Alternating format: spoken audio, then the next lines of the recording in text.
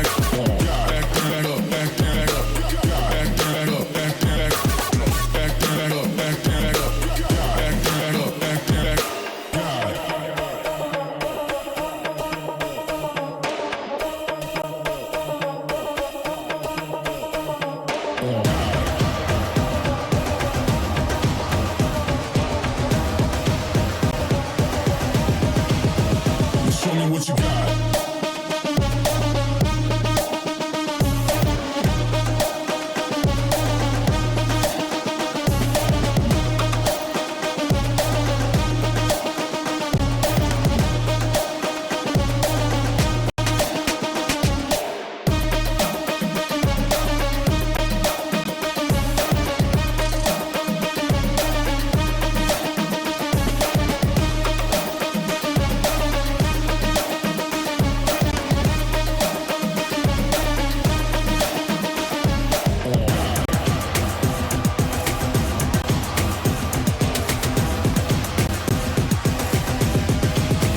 Show me what you got. Down, up, back, up, God, down, up, back, God, down, up, back, up, God, down, up, back, God, down, up, back, up, God, down, up, back, God, down, up, back, up. Ain't no reason to back down, so step it up. God, down, up, back, up, God, down, up, back, God, down, up, back, up, God, down, up, back, God, down, up, back,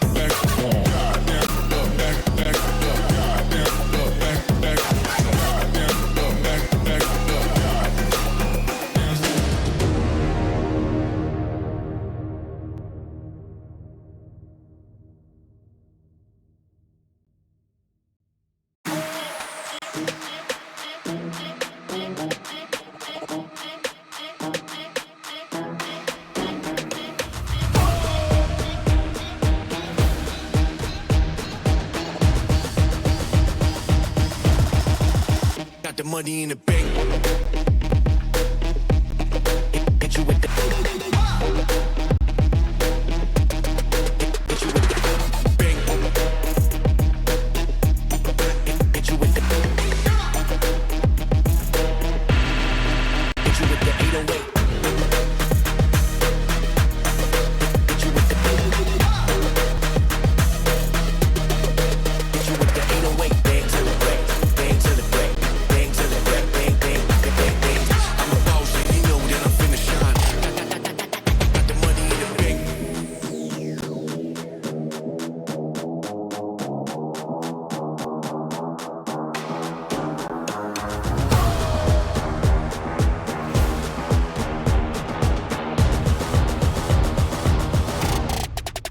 Got the money in the bank.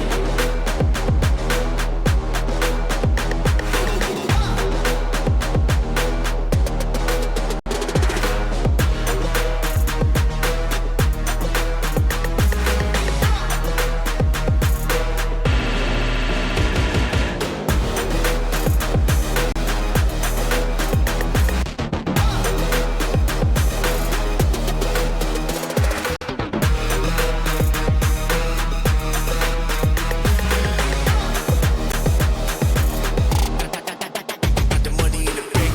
Bank, bank, bank, bank, bank, bank, bank, bank, bank, bank, bank. Got the money in the bank. hit you with the 808. Hit you with the.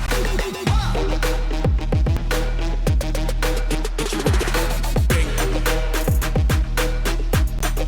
Hit you with the. Hit you with the 808. Hit you with the. Hit you with the 808. Bang to the break. Bang to the break. Bang to the break.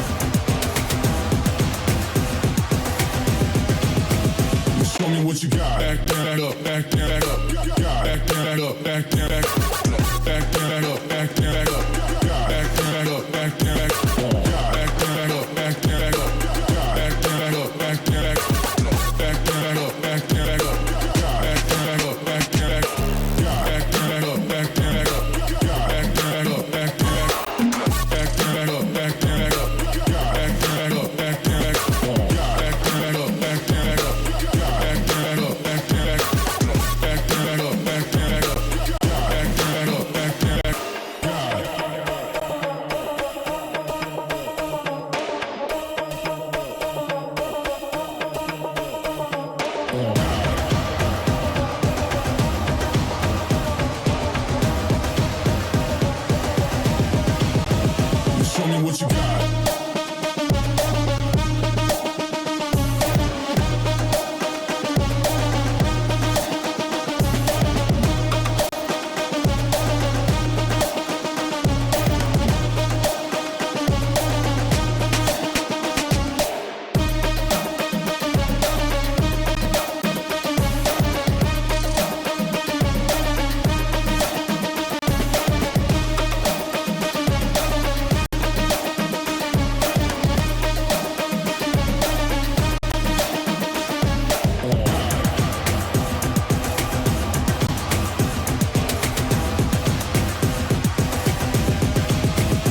Show me what you got. Down, up, back, back, up, God, down, up, back, back, God, down, up, back, back, up, God, down, up, back, back, God, down, up, back, back, up, God, down, up, back, back, God, down, up, back, back, up, God. Ain't no reason to back down, so step it up. God, down, up, back, back, up, God, down, up, back, back, God, down, up, back, back, up, God, down, up, back, back, God, down, up, back, back, up, God, down, up, back, back, God, down, up, back, back, up, God.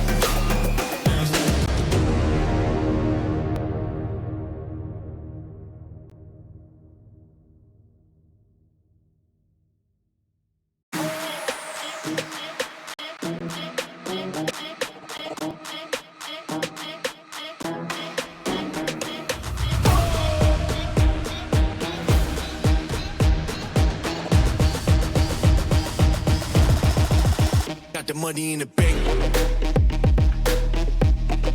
Hit you with the. Hit you with the bank. Hit you with the. Hit you with the 808. Hit you with the. Hit you with the 808. Bang to the break. Bang to the break. Bang to the break. Bang, bang, bang, bang, bang. I'm a boss, and you know that I'm finna shine. Got the money in the bank.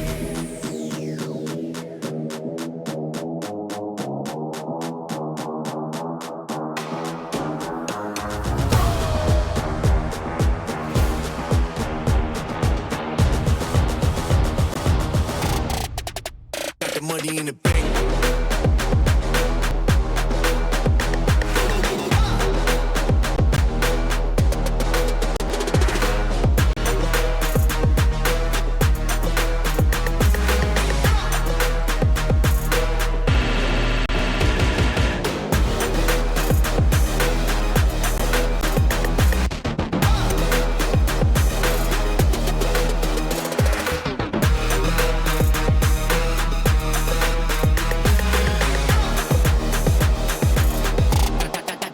Got the money in the bank.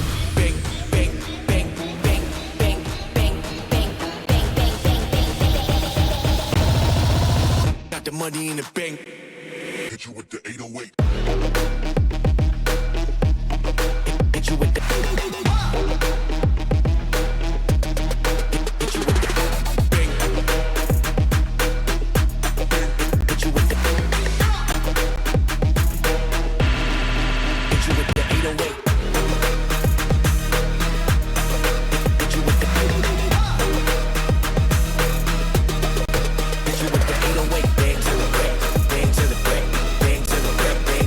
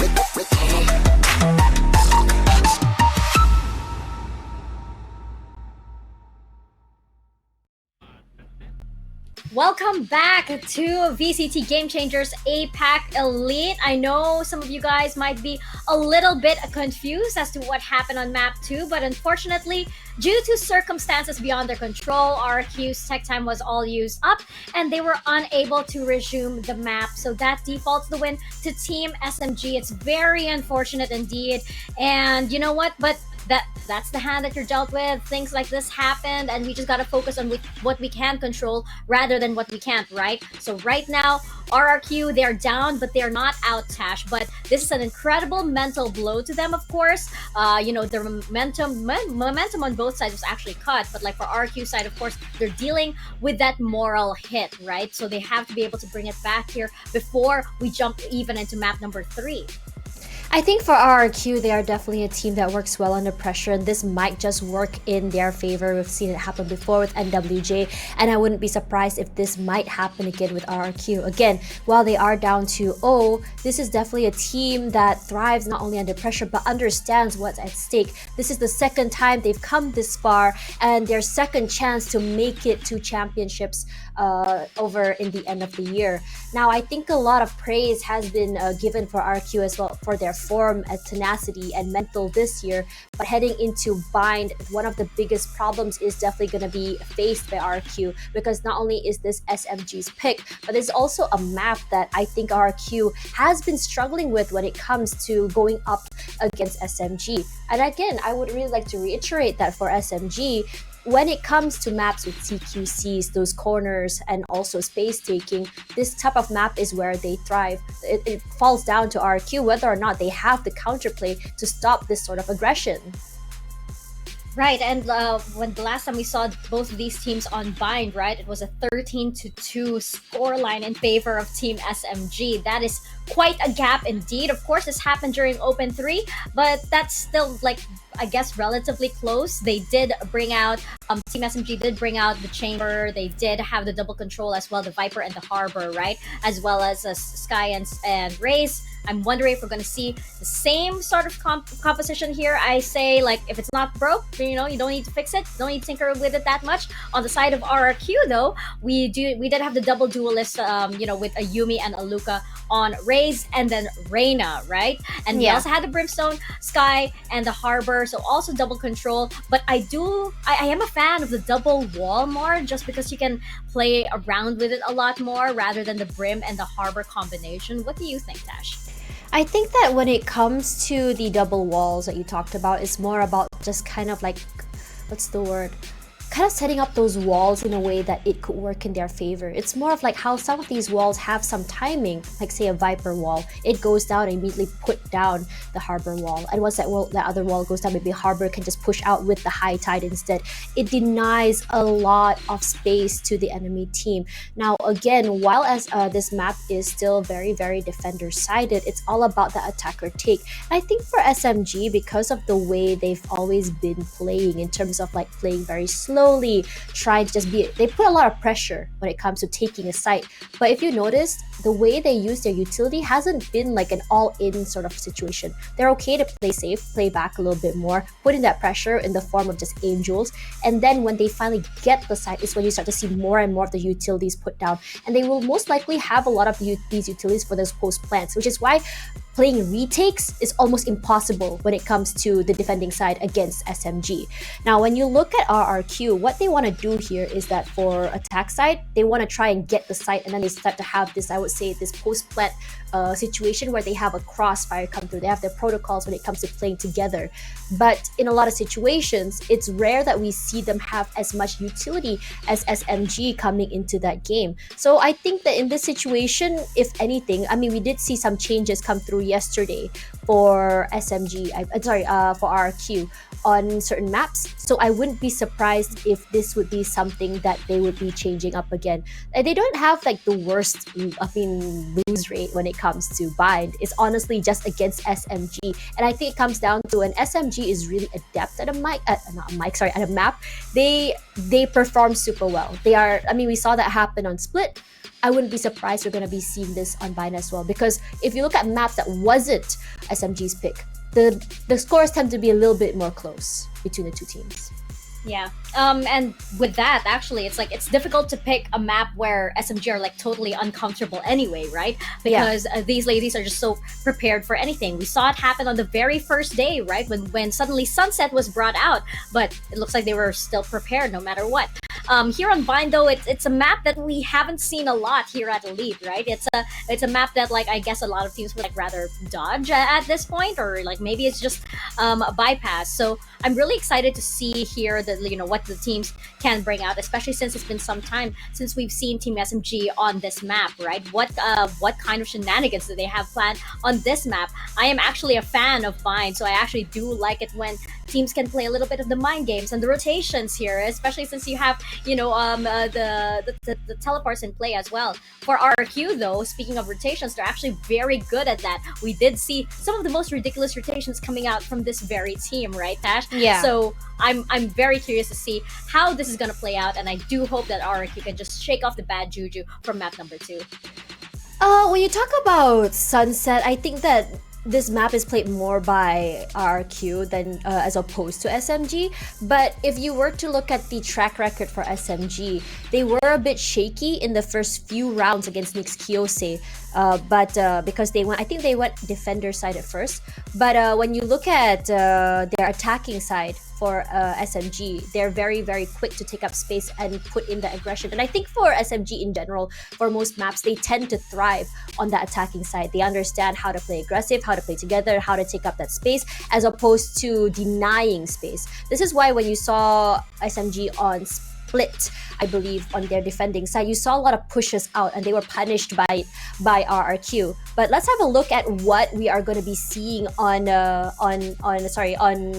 Bind for these two teams as we go into Agent Select.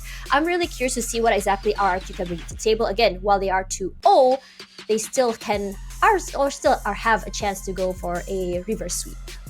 Yeah, it's gonna be very difficult, especially since by now I'm sure the players are just like incredibly frustrated, but they're gonna have to shake that off. It's part of the competition, right? Like as I said earlier, so these things happened, and as a professional, as an athlete, how are you gonna handle that? You just have to shake it off, and you just have to act like this first round is still the very first round in the series, right? You have to approach everything as if it's like 0. The score is just 0-0 the entire time, and that's how a lot of teams from all around the world are just able to make these amazing comebacks. They just have to set that mentality that like this is just the first point in so many rounds. This is the first point that we're ever gonna make, and you just have to take it that little step at a time, no matter what has happened throughout the day. And I hope that RRQ can find it themselves to be able to do that, because I'm pretty sure Team SMG, they really do want a good fight as well, right? They were looking forward to this the entire year,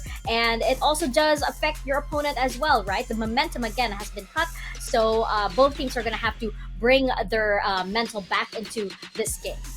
Yeah, I think for SMG, it's all about momentum. Cut RRQ, more of like just trying to bring their mind back into the game. Now, RRQ, they were supposed to play yesterday, I believe, but ended up being a FF for that map as well. So you can see that they are trying to play this map a little bit more, or get some inspo for it, if I may. But for SMG, I think that they've had a pretty much undefeated run since all the way back in July.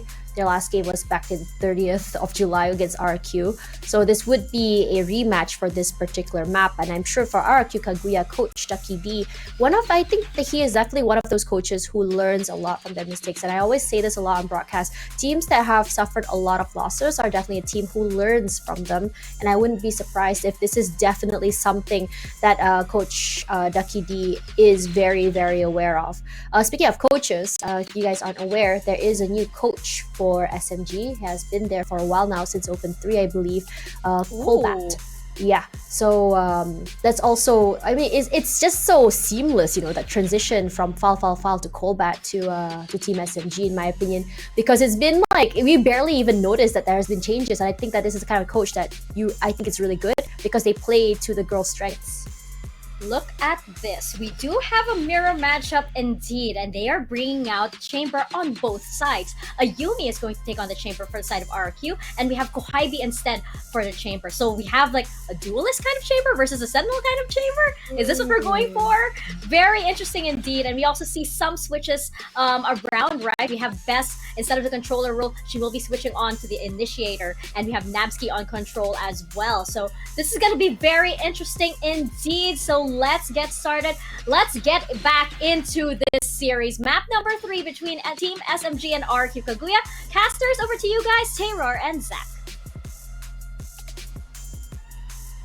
Thank you very much for that, Mika and Tash. Like they mentioned, RRQ, they might be down 2 of those maps, but they're not out quite yet. There's a lot of chances still for them, because if you remember, last year's International Game Changers Championship, G2 Gozen were also down 2 maps, but they managed to come back and win the entire trophy. So RRQ, especially with the roster that they've picked up for this bind, the kind of Asian comps they're running, I'm super excited for this map. Nothing is impossible, because it's time to finally see one of the maps that we have here in the Best of 5 series. You said it already, Zach. We still have one map here to go to give that little bit of a spark and chance and hope towards our RQ side. Hopefully, everything goes well in their end this time around, but finally, we are going to be seeing this. Bind is going to be the map statistically for the side of RRQ. It's not that good going and smooth flowing from the stats from way back before, but this time around, we might be seeing a little bit of a change. You know, you're going up against SMG, who already have lots of VODs to watch for, lots of default setups that you can pick up on and really understand way ahead before you even play with them. Yeah, I think that RRQ, they've definitely put in the research as well, because if you look at the last time they played this map all the way back in Open 3 against SMG, they were running an entirely different Asian comp. So the fact that they've been able to adapt, change things around, it's clear that they've put in the prep work for this particular map, even if it is an SMG pick. I have hopes that we're going to be seeing a good show to come out of this team.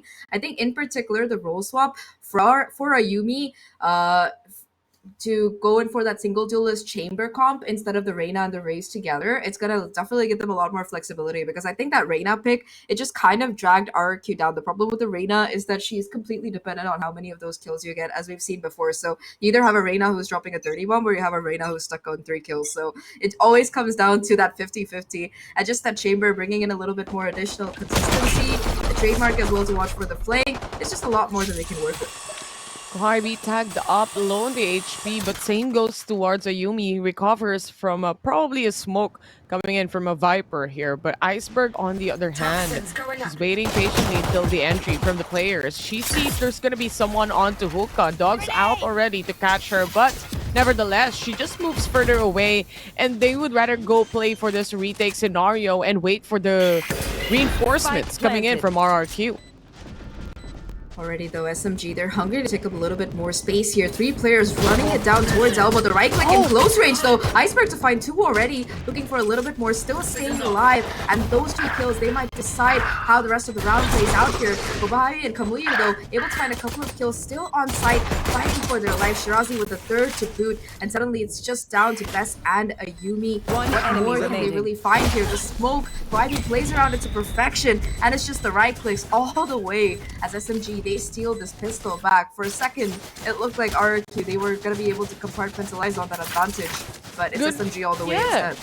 Good hold coming in from Iceberg, to say the least, on that elbow hold, and catching 2, at least making things a little bit even. You could also see Cameo just holding down on inside the smoke just to try and save herself and make RRQ wonder a little bit where the Brimstone might be. But obviously, for this time, SMG taking the lead here. They will be able to buy up some of the guns that they want to. Ayumi quite forward, but then again, already caught. That's going to be 3 players from the side of RRQ, immediately caught off guard. No guns to pick up on, but the 2 remaining players for RRQ side, they have to make do of what they have and what cards they are dealt with. Right here.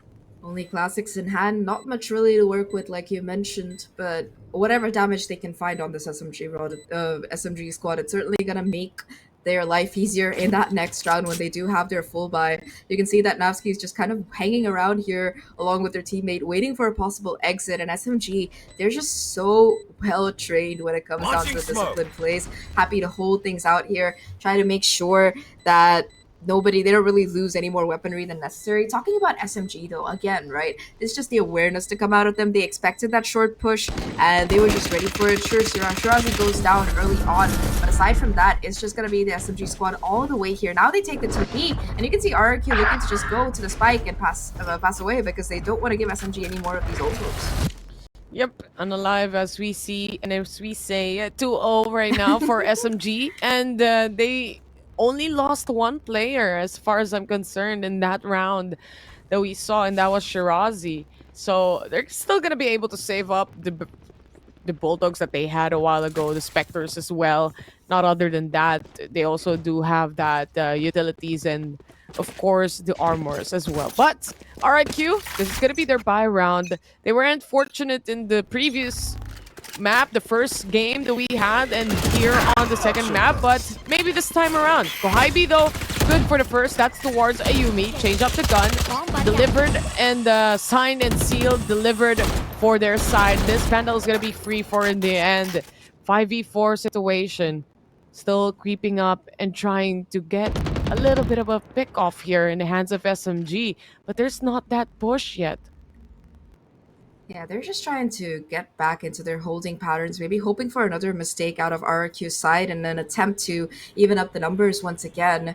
RRQ, though, they're just playing passively here, trying to let SMG walk into their site. Already Shirazi taking up a lot of space towards short. Finally, it seems like SMG, they're on track for the execute here. Iceberg, though, playing out towards heaven, does a lot of damage, but not able to confirm the kills. In fact, it's still Kaguya to come out on top, and now that's another rifle that SMG are able to pick up. 3v5 situation, RRQ forced to be in that retake kind of scenario. Alika, though, at least able to find that first one. A second to come in from Iceberg, though. Alex immediately there to trade. Now it's just a 2v3 situation. Spike finally gonna go down here. Both remaining players for that RRQ side position towards the Newhall's area. The first kill coming through already, and Kaguya, she's gonna be on cleanup duty all the way. 3 kills for her at SMG. They lock in another bonus. Such a good clear coming in from SMG here.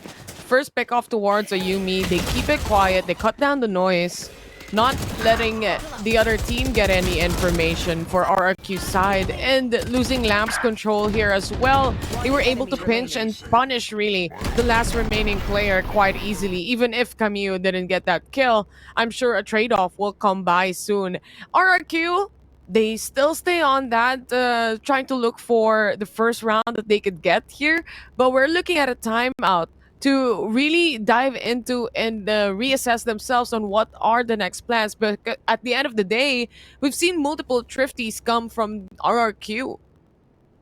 Yeah, I think the first one that they got on Split as well after SMG's overwhelming lead was a thrifty that they converted. So I think that or it was the other way around. SMG was the one to get that thrifty, but RRQ, they've proven themselves to be capable of finding these crucial shots as well. This timeout could definitely serve them in good stead. But coming out of both of these teams, what I noticed so far is that SMG, they're not really holding back. They're just so methodical about their pushes, yet so aggressive at the same time. It's like they can really do no wrong in that regard. Like in that previous round, for example, despite that gun disparity, you could see that the hero rifle in Kohaibi's hands, it was kind of the tip of the spear. And SMG, once they found that pick and showers, again, it's that constant push and pull that they just enforce across the map, right? They just leave no real information for RRQ to make a play off of, and RRQ themselves, they're constantly on the back foot here because of the lack of real information. Now, the early Trailblazer to come out does spot a player, I think, Ayumi with the headhunter, looking to find a kill, hunt some heads for herself, and the jump peek is going to spot out an Airy. For SMG, they play with a lot more discipline when it comes to this final days that we're looking at Elite.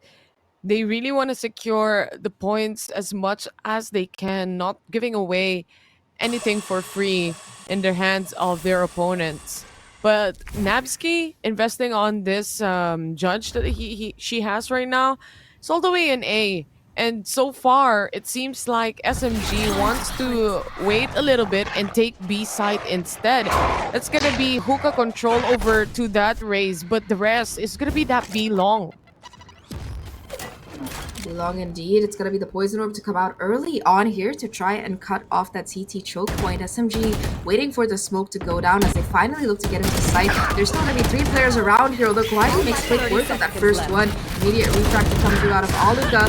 The trades, though, they're still there. Aluka on site, still holding strong. Already 2 kills to her name. Just demolishing players with the Sheriff, and now there's additional presence from Hookah as well. Coming in with the orbital strike. She has to be the one to break the deadlock here. Will use that ult to cut off Hookah. But she's so low. She looks to make her way onto side, but it's Aluka's pass back in fact to find her instead. It's now Shirazi in the 1v1. Finds the first kill. No time to get the plant, and she has to run for this. You can see her on the chase here. Classic in hand. She finds it! Insanity! Shirazi with that final kill will save SMG from their first loss here. But what a clutch it was. What?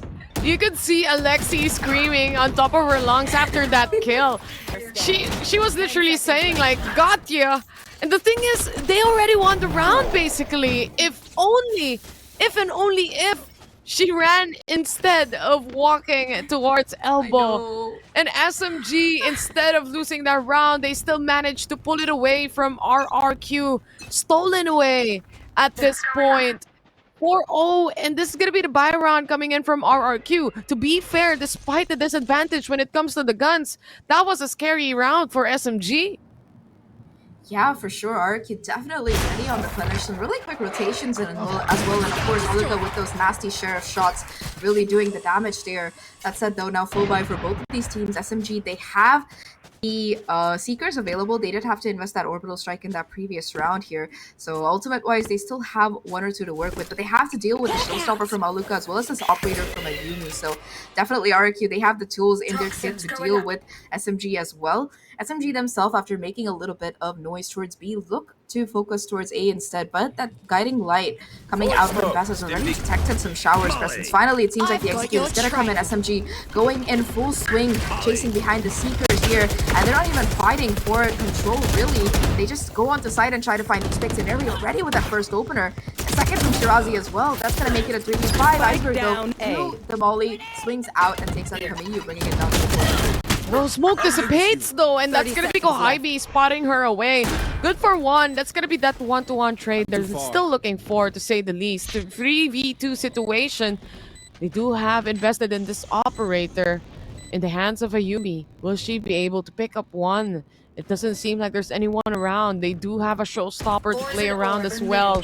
But they have to figure out, where are the players of SMG hiding? Where can we find them? They do need that pick off. A tap on the spike maybe to lure out the enemies. But it's spoiler alert. That's going to be Aluka going down in an area to finish off Ayumi as well. A clean 5-0 in the hands of SMG. Well, keep trying. We must keep Also a up dominant appearances. start on their map pick, and this is something that doesn't really bode well for RRQ Kaguya. They really need to win this map. As we know, they're already down 2, and this is kind of their last hope at that shot for not just Sao Paulo, but also beating SMG and not letting them take over APAC with that 33-0 scoreline that is possible. That looks to be increasingly possible. That said, though, Kaguya, they're still gonna have enough money to scrape together a buy. Also still in possession of that Showstopper and Viper's Pit. That Viper's Pit in particular, it might be able to lock down a lot of these lanes, and I think that flash, that might force an early one to come out with Vivant. They already popped the Viper's ult as well. The Viper's Pit towards Octas, we see. And at the same time, I also want to say that it's not just SMG that RRQ is up against. It's also that having that mental fortitude to go forward and push forward through the matches despite all the things that happened for today. And this is one thing they have to jump over and carry across them. But look at this, Ayumi. She traded off immediately as well, but that takes away Aluka. Yeah, no more Showstopper available for the rest of this round here. One less thing that SMG have to worry about. Now they look to increase the pressure on this A side after getting that first pick. Still going to be a couple of players, though. Pain Shells to come in towards U-Haul and Eri, looking to take that space. And the beautiful flash will set her up to find that opener. In fact, a second one as well now. And it's Eri's turn to pop the Showstopper here all the way towards Spawn. So much control being taken right now. And she's still looking for the kills. Showstopper might not connect with Best. still looking to make some kind of magic happen. SMG though, they've completely taken over here. Just a 2v4 situation at best. She's just caught between the players, and Eri takes her out as well, and now it's a 1v3 for Iceberg. Already 2 players holding the angle, waiting for her to peek at an Eri with the 4K to close the round. SMG 6-0. No trades on that final round kills that we had right there. It was all just about waiting when the next players of RRQ will hop out, as they already know locations after locations here.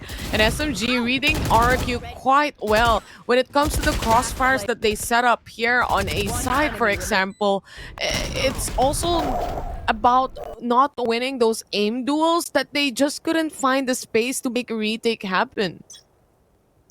Exactly, SMG had pushed up so far by then, and Neri was almost in spawn the way she was going, and this is finally the Neri that we're used to seeing. It was a little bit of a slow map one to come out of her, but now she is in full form here. Again, gotta be the tip of the spear, does spot out Iceberg, so that's one player possibly to get taken out, but a Yumi, that's a huge kill, which you're the Dota Force out. Still gonna be a 1-for-1 trade. Aluka able to find another stopper, ready to go here. Her and Napski, they're able to just clean house, and it's just a Lexi versus the world. Does have the Phantom to work with, but no real information as to where these players are. Her timing out of the smoke has to be impeccable here. She finds the first, and now a 1v2. They break the chain for the meantime in the hands of RRQ. It's still a 1v2. They know they have a good cross, but one pickoff can change everything from Alexi's hands. Spike has been dropped right in front of them, and I think Alexi's quite aware there might be movements here just beside her, but this is already the hop out, not able to clear that right side. Secures the win for RRQ. This is the first round that I actually pick up on, and they brought chaos to the table. Yeah, I think that really not letting SMG take up that much space is their solution to success. And of course, the bait and switch play coming out of Aluka and Ayumi. As soon as Ayumi goes down, they assume that short is pretty clear. And Aluka is just lying in wait in the corner, able to find a couple of kills for herself. And that final showstopper, it just scattered the SMG players on site, really letting Napski take advantage of the chaos and find that round here. RRQ, they desperately needed that one, and they're going to be having it in their pocket finally now. Operator online again for Ayumi. This time around, position towards the shower instead, and SMG, bit of a change of pace from them. Instead of going straight for those fast executes that we see, it's just a bit of a default play again. They do this always, the push and pull method, where they try to always go in fast, rush in maybe, but then completely different turnaround of pacing onto the next rounds itself. And it works out greatly. I don't think I've seen SMG have much of failure when it comes to this kind of default setups that they're making or they're trying out. It gives them a lot of info, and it gives them also a lot of space to move around the map, decide which is a better opportunity for them to actually pinch on or try to pincer on. For sure, I think that it's those trap plays that really let RRQ find the advantage early on. Now, though, it's just going to be an easy push towards the C side. Operator from Ayumi finally able to find that first pick towards Showers. Let's see if now this huge. No more flashes available for this execute, as SMG still look to take space. They're going to use this Viper wall to scale up here. And now they manage to deal with that operator shot. However, Ayumi still goes in for the reswing, and she finds a second kill. 17 seconds left. SMG have to get that spike down, but there's just so much resistance available here. Just sprays through the smoke, finding these kills. Napski with another one to boot. Now it's just down to 1v4. How much more did she really do here? Did she at least find a kill? Nope, it's just a Yumi all the way. 3 kills for the chamber, and RRQ with another round. Didn't go for a TP, didn't go for any other way for SMG side. They got stuck up on RRQ's traps here. Not only that, but also Ayumi being more successful, especially in this investment on the operator. We've seen her lose the Tour de Force a while ago quite fast.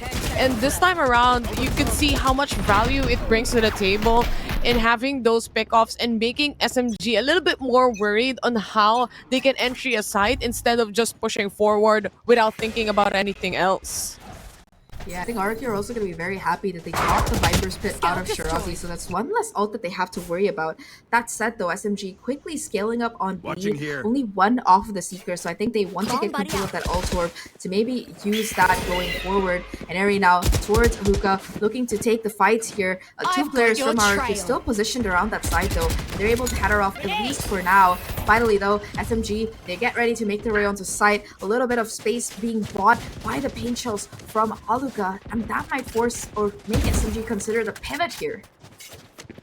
Might change base here. They might change locations as well, as we are seeing rotations going towards A. There's that trademark prepared to spot them out, but at the destroyed. same time, look how deep the two players of RRQ are from Showers. They're hyper aware of the positioning here, but Iceberg, Koibe's actually watching for the flank here quite well. It's just a matter of timing on whose side. This fight might decide how the round plays out here, but Kohaibi, she's watching the right angle at the right time. A second kill to come through for an area as well. No more operator to be really to work out. Now it's just whoever remains. Aluka able to at least find one before she shuts down, but it's just Kaguya with the triple to get SMG another round on the board. We talked about this before, Taylor, and the biggest problem here is that if you let SMG take that site, their post plant, it's been unbreakable so far. RRQ, the rounds that they won, it's been off the back of them denying SMG that very space with which to plant the spike and get themselves back in position. There's got to be more aggression to come out of RRQ in that regard. More of that retake initiation from RRQ seems to not work out in their favor majority of the rounds, but when it comes to, like you said, when they go for aim duels, the trade-offs and the fast rotation, it seems to work out. But you have to remember that SMG is also changing up the pace. You can't hyper-rotate at this moment because they move fast and slow. But look at this fast take towards C long, or rather B long. Bess is there to answer back. That's a double kill for her.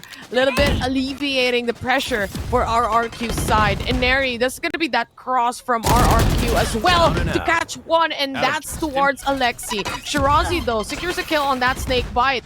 This Spatials pushes out Neri for a little bit. Nabski just around the corner. They've seen the Brimstone util, but Shirazi, good on the trades. She's been shining through to the maps that we've seen that RRQ won.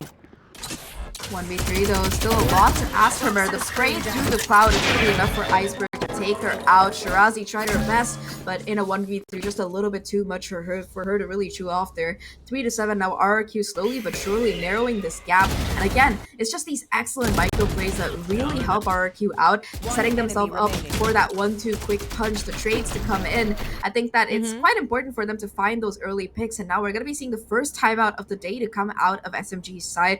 They do have those ults to work with for this round. Still, economy looking not too shabby for the team itself, and the Tour de Force is online for Kohaibi as well. Again, I really do think that the biggest hurdle here for RRQ right now is getting over the fact that whatever happened from the previous 3 maps, you have to forget it. At the same time, just play around your team as well. And obviously, it's a 7-3, so much so that it almost seems like it's one-sided. But we've seen rounds from RRQ where they had only pistols. It was eco rounds, sheriffs only on their hands, but they still managed to pull off a 1v1 situation or a 1v2. So with this, I am also expecting like a little bit of a comeback, at least for RRQ side. The more that they understand how SMG plays, not quite sure after this timeout from SMG though, can they convert that quite easily? It's definitely not going to be easy, especially the way that SMG just came prepared for today. They're on fire for sure. It's going to be very challenging want to for RRQ play? to bounce back, Let's especially play. with that mental block, like you mentioned, coming in from their unfortunate circumstances on map 2. Now, though, interesting play to come out of Aluka. She's going to set herself up in that TP, ready for that crossfire with Ayumi here. The Tour de Force from Kohaibi just going to be positioned towards B long, watching for a possible peek, but RRQ, they're not really giving much away. They don't want to make any of those mistakes that have cost them before in the past. And SMG as well, they still have that showstopper in Aries, so it's probably going to be their tool of choice to initiate their push onto site. And Aries, the sole player in Showers, she doesn't get detected by the flash, but she still will be forced to fall back because of the double push. Could have been that timing as well. But they moved further away from that portion of the map and instead they relocated themselves back to the site. Same goes to Aluka and Ayumi. They're holding down this crossfire as well. Anyone who TPs can be in the problem here, but Ayumi actually punishes that race. There is one on the TP and Kamiyu realized that. Now they move further and that's going to be on to B long. They take control over B, but trying to find and smoke off the pathways where they might be. RRQ hops out of that smoke trying to fight for their life. Like we said, they have more of that aggressiveness before the plant and it works out so far, but this time they stopped, cut noise. SMG planning the spike right now, 13 seconds left, and Aluka onto Hookah. Both players trying to make this retake work out. 2v3 situation coming in through Hookah. Kamiyu, the sole player on site, has the orbital strike ready to go. This timing is going to be crucial here. It's going to force them out of the Hookah, but Kawaii just watching with the tour de force will find Aluka. The orbital strike will clean up Iceberg as well, and SMG played to perfection in the post plant will find a lead 8-3. They know their strengths here, as we say it, Zach. And this crossfire setup coming from Aluka and Ayumi, they were able to punish some of the players, but also SMG, they're also smart to think of a solution to the problem, the next protocol, the next step. Like you said, and like the panel said a while ago, they already know page 3, 4, 5. And if it doesn't work out there, might as well hyper-rotate to be long and make a take happen there instead. It works out in their favor. Last round for this first half, Zach. Yeah, I think that SMG, they are definitely more tried and tested on this map, and you can see that experience really shining through here. That said, though, RRQ, they're finally getting some kind of inkling as to how SMG they like to play this map. Your early aggression, it's going to be immediately punished here, as it's going to be Aluka to spray through the smoke and find that first kill. Still, 4 players from RRQ playing on the side. They check their corner this time around, but still a 1-for-1 trade here. It's going to be Kohaibi to take the sprays, and now brings it down to a 1v2 situation. Shirazi, she's been on the lurk for most of this map, and she's been able to find incredible value here, but now it's just going to come down to how well she can clutch the situation out. 1v2 scenario. Napsky has the orbital strike as well. The only thing going for her so far is that they don't know her position exactly, but now they do. Napsky spots her out here. Orbital strike ready to go the moment that spike tap is heard. And Shirazi, she's going to have to be so careful about how she plays this. I have the spike. She Toxin could screen also down. bring the spike all the way to B, but 30 seconds left. Moves out the enemy to try and peek even the ult of the Brim. She hops out and it's gonna be that double peek from RRQ. Good decision making coming in from them, especially in that final moment. They do use up the Brimstone ult, but it was the last round anyway. And this turns out to be an 8-4. Not too bad for RRQ side, but let's see and hear what the panelist has to say about this. Tash Bunny, take it away. Tash Bunny and Mika Fabs, take it away. Wow, I thought Terror forgot about me. I'm like, Same. man, all these years of friendship.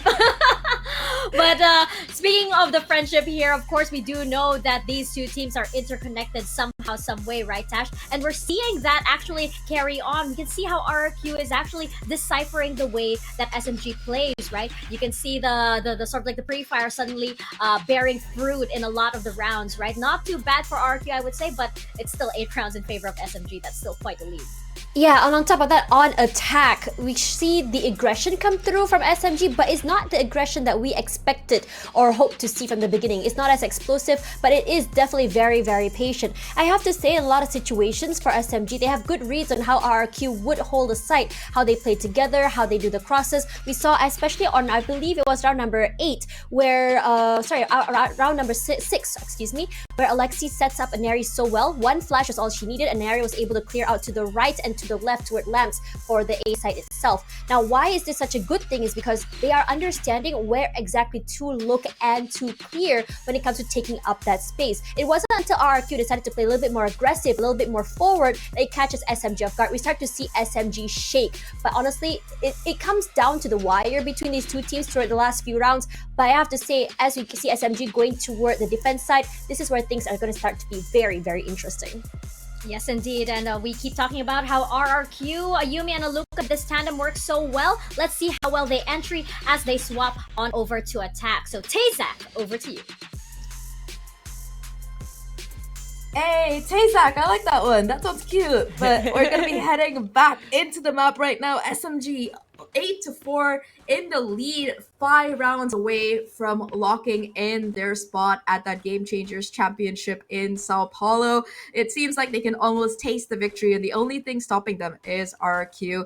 Like our panel did point out, there's gonna be a lot of pressure on the shoulders of Ayumi and Aluka. They've been that dynamic duo in the past, but they're really gonna have to work some magic here on this attacking half.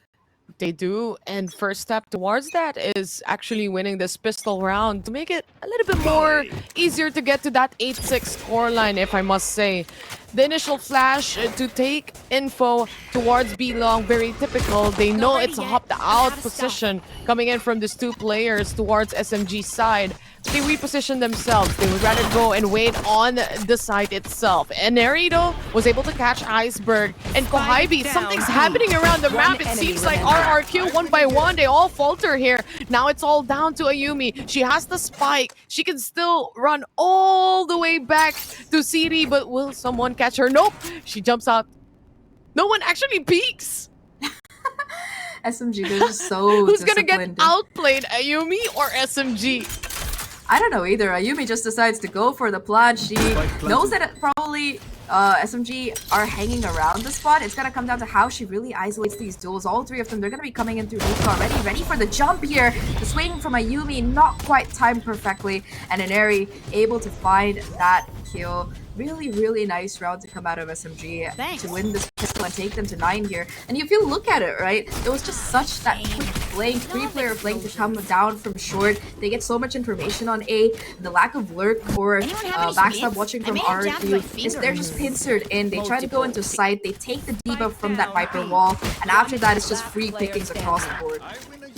And I think Ayumi was also expecting the players of SMG to maybe make a hyper rotation towards A since they saw her cross, but that wasn't the thing. That wasn't what happened, and I don't think they actually saw the cross towards Yeah. CT side. And it's just all about the reads at this point. SMG securing that pistol round makes it a little bit more harder for RRQ to make a comeback happen. But Kaguya, all smiles on her face. She realized like there's so much people out there. Yeah, she wants nothing to do with that, which honestly I understand completely. I would make the same move.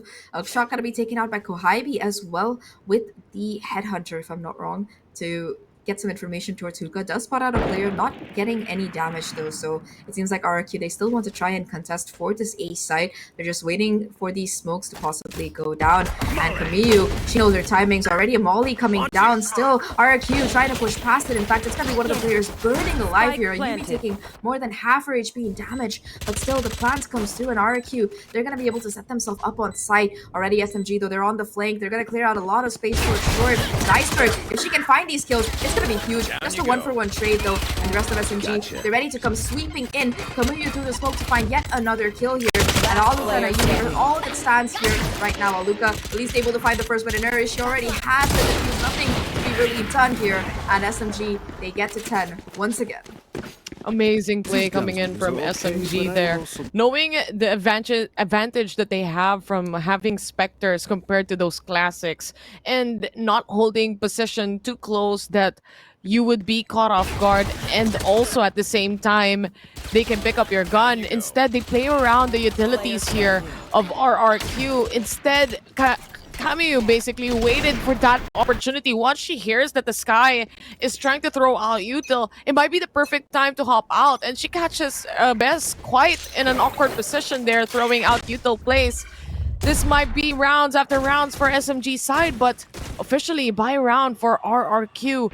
They have to make something happen here. No more mistakes.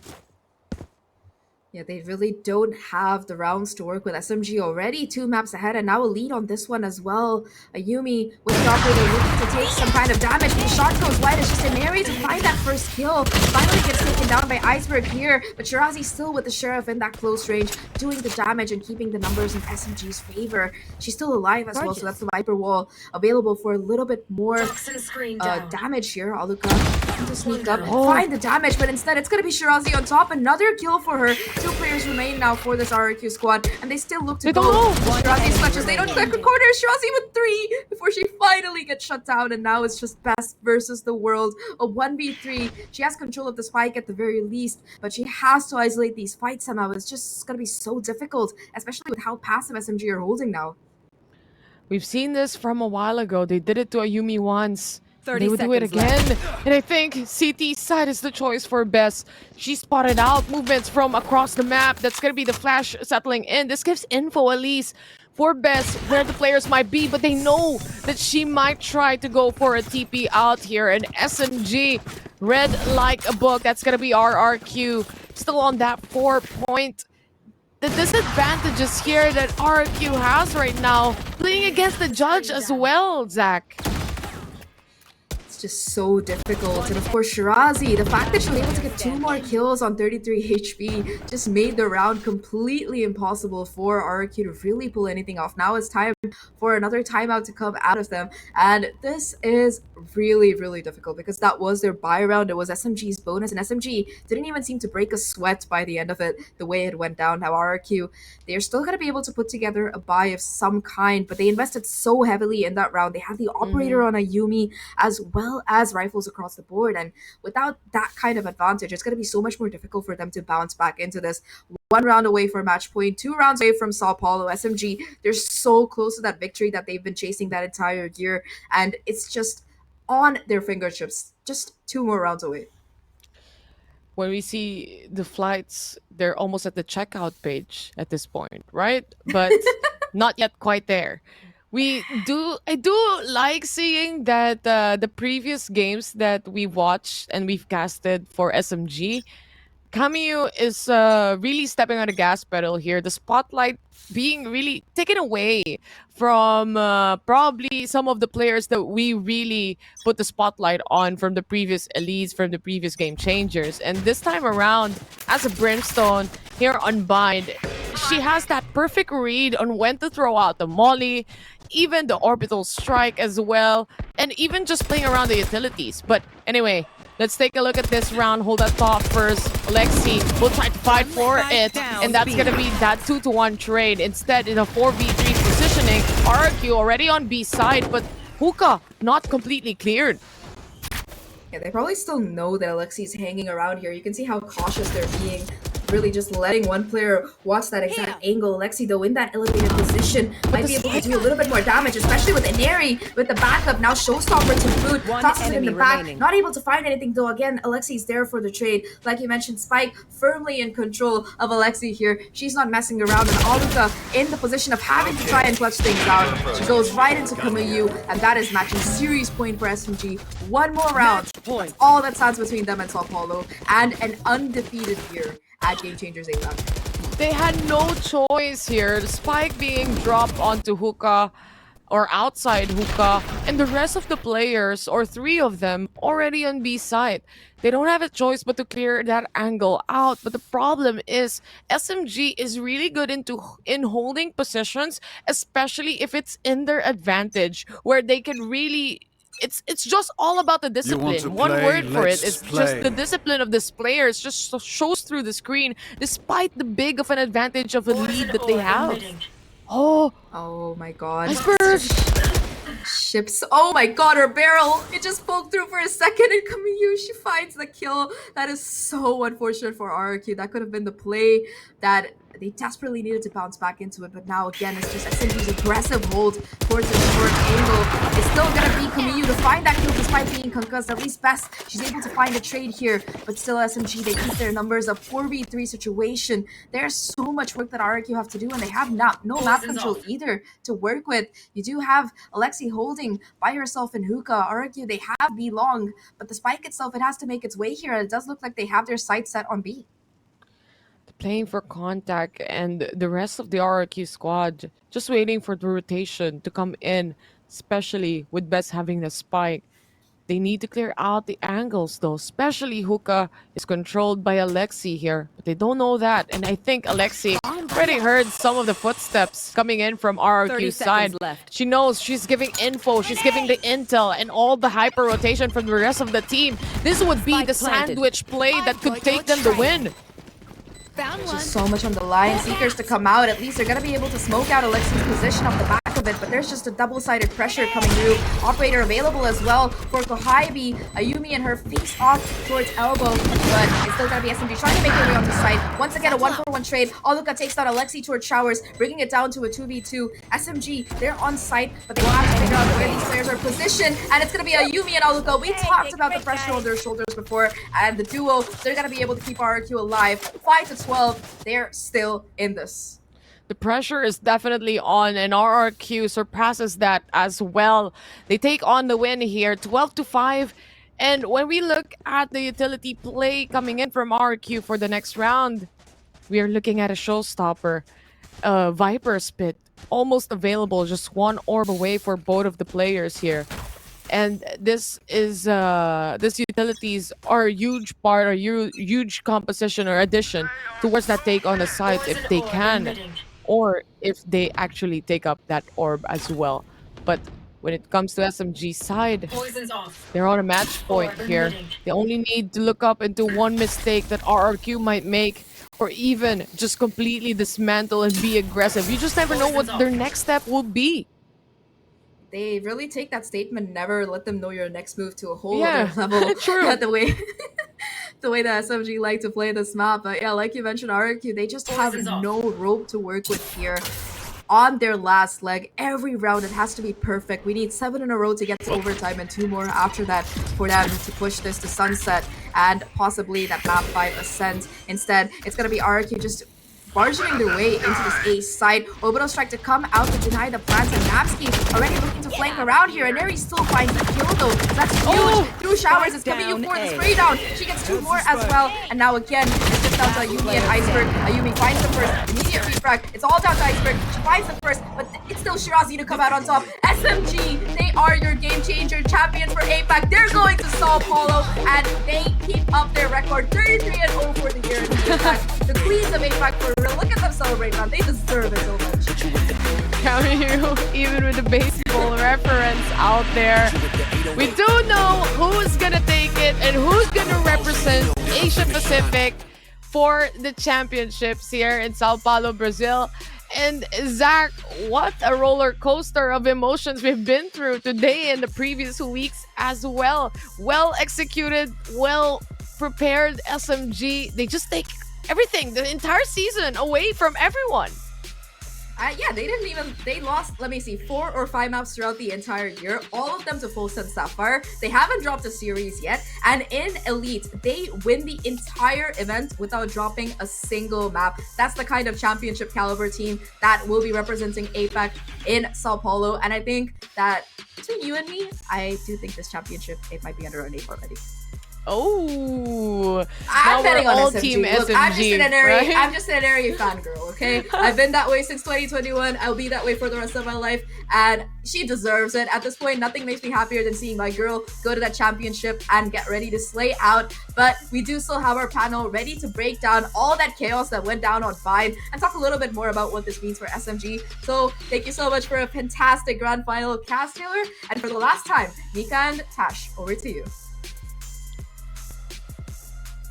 Thank you so much to Taylor and to Zach. Thank you guys for an amazing cast and for an amazing circuit. You guys did so well. And of course, who else did so well this entire circuit? Team SMG, our champions for Game Changers APAC Elite, and our champions for APAC in general. Tash, I mean, was there any doubt? I mean, come on, undefeated all throughout the entire year, not a single series lost. Yeah, undefeated for SMG, and honestly, one of the best teams to watch when it comes to, I would say, growth, not in terms of in-game, but also in person as players as well. Now, for SMG, I think that one of the biggest changes to them was definitely the way they play in terms of their aggression, trigger discipline, as well as the friendship that they have made together as they got to into the team. But for now, I really want to just really break down that game, especially toward the second half. It was very unfortunate that RRQ had to, forfeit that second map, and I was kind of hoping for a comeback by RRQ. But again, while I did say that the team that has learned the most are the teams that have lost, but SMG is definitely a team that is constantly evolving and changing. While it was a mirror comp by SMG and RRQ, I think their styles of play for these two teams are very, very different, especially if you look at defense side. For SMG, the idea has always been that space denial, take away that space that neutral space in between these two teams early,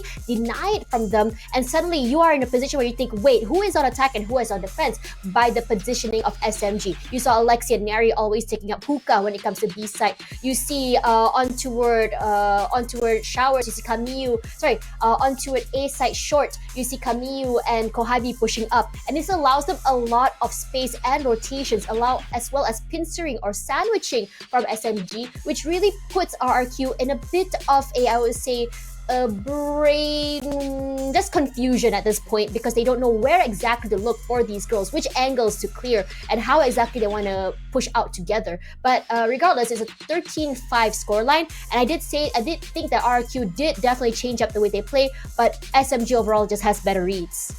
I was so surprised at how deep the rotations would go, right? How deep the pushes would go. You would get so confused as to who was on attack and who was on defense, because it was like, oh, okay, SMG are attacking. Why are they coming from CT?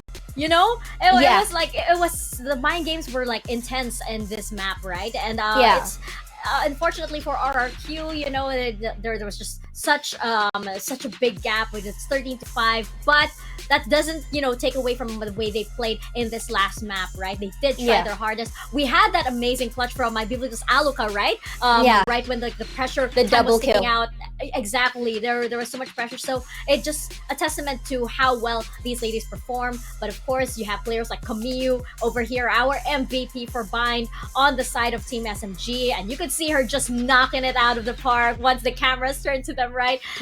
looking so happy indeed. But it just goes to show, that teamwork, that camaraderie of Team SMG really coming through. Yeah, I think I mentioned this in the beginning of the broadcast. There was not a lot of microscope to Shirazi and Kamiyu, and I think that in this particular game, I think all eyes should be on them, because honestly, if you are not looking at them, you might miss a lot. Kamiyu, I would say that what really sets her out for this particular map is just how she plays. The abuse of the off angles, great holds on the angles as well, and also allowing giving the information to her teammates while they're on the lurk as well.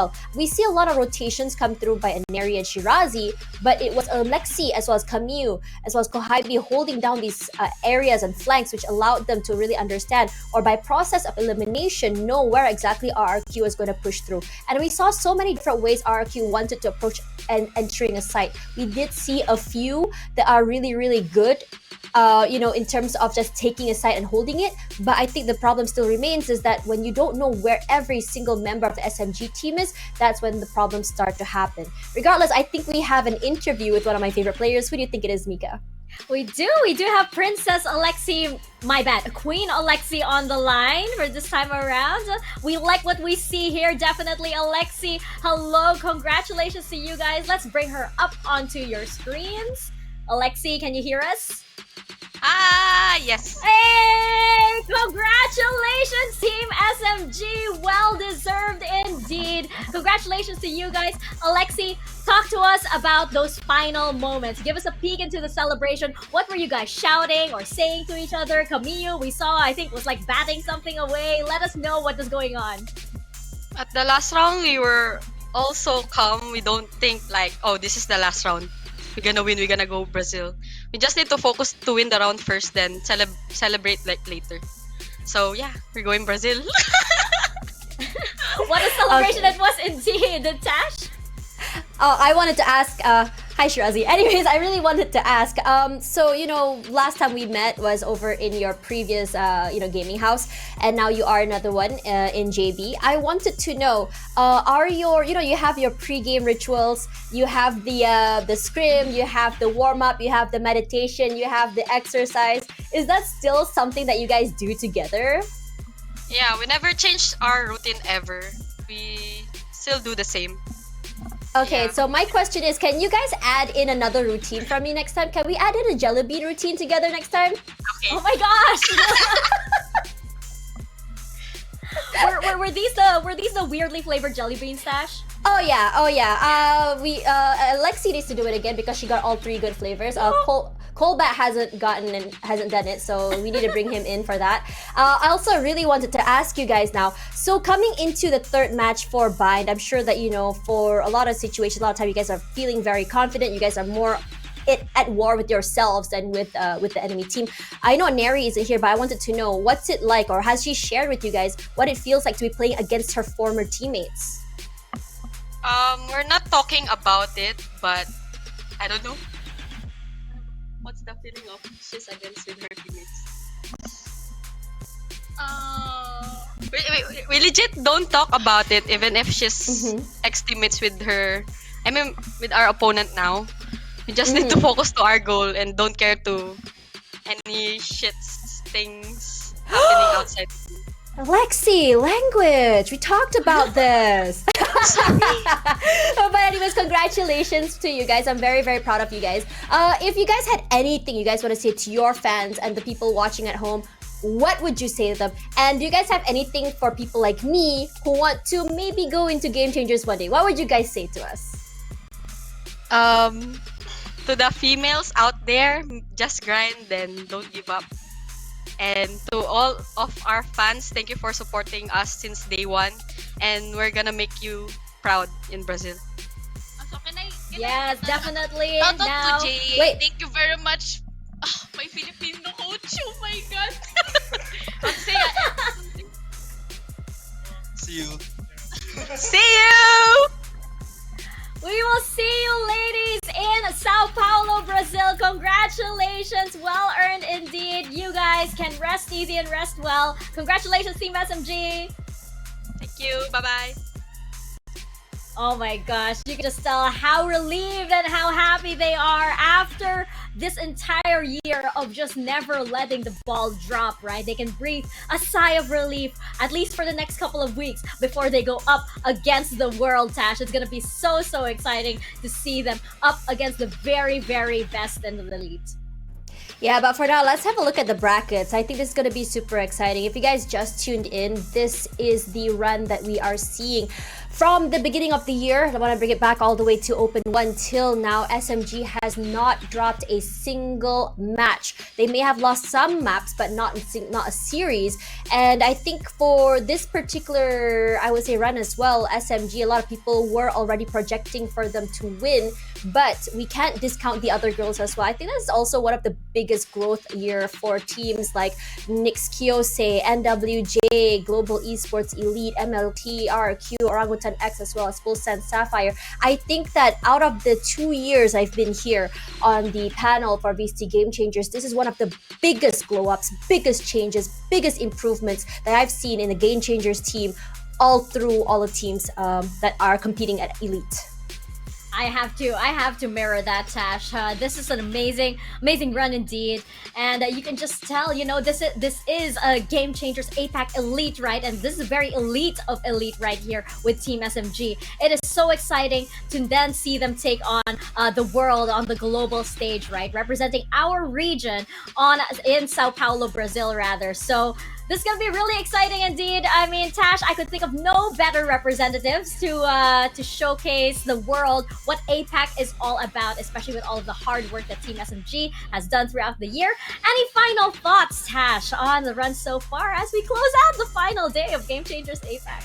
I think I agree with you. I cannot imagine another team who is better suited for us to represent us in Asia Pacific over in Brazil. A team with an undefeated run, a team where one of the players had her ticket to Berlin stolen so last minute last year, and also a team that has come from so many different backgrounds and diverse cultures as well to really make up the beautiful crockpot of cultures that we have here in Southeast Asia. Regardless, thank you so much to Mika for having me as your analyst here on VCT Game Changers, and it's gonna be a wild ride, so don't forget to tune in for Champions coming very soon. Very soon indeed. Just a few more weeks and we're gonna see these ladies again on the global stage. Stay tuned for that. Everybody in APAC will be cheering these ladies on, and of course we will be too. So see you guys then as we tune into Game Changers Champions. But for now, this has been Tash Bunny and Mika Fabs, and we will see you on the next